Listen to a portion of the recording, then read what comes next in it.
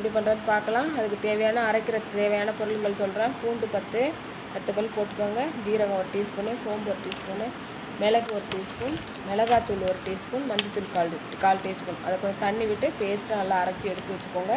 திரும்பி கடாயை வைங்க, எண்ணெய் ஊற்றிக்கோங்க. எண்ணெய் காய்ஞ்ச பிறகு சோம்பு கொஞ்சம் ஒரு 1/4 டீஸ்பூன் போட்டு பொரிஞ்சோடனே வெங்காயம் எல்லாம் 2 வெங்காயம் முழு வெங்காயம் எல்லாம் பொடியாக நறுக்கிக்கோங்க. அதையும் போட்டு நல்லா வதக்கிக்கோங்க. வதக்கின பிறகு பச்சை மிளகாய் 2 நல்லா அதையும் பொடியாக நறுக்கி போட்டுக்கோங்க. நல்லா வதக்கிட்டு கருவேப்பிலை போட்டுட்டு உப்பு போட்டு நல்லா வதக்கிட்டு அந்த அரைச்ச பேஸ்ட் இருக்குது இல்லைங்களா, அதையும் போட்டு நல்லா வதக்கி அதை கழுவி அந்த தண்ணியெல்லாம் ஊற்றி 1 நிமிஷம் அதை நல்லா 1 நிமிஷம் 2 நிமிஷம் நல்லா கொதிக்க விடுங்க. அந்த பச்சை வாசனை போன பிறகு சிம்மில் வச்சுக்கிட்டு முட்டையை இருக்குல்லையா அதை உடச்சி தனித்தனியாக அதை ஊற்றி வச்சுருங்க. ஊற்றி வச்சுட்டு கரண்ட் எதுவும் போடாமல் அதை ஒரு 2-3 நிமிஷம் அதை தட்டு வச்சு மூடி வச்சுருங்க.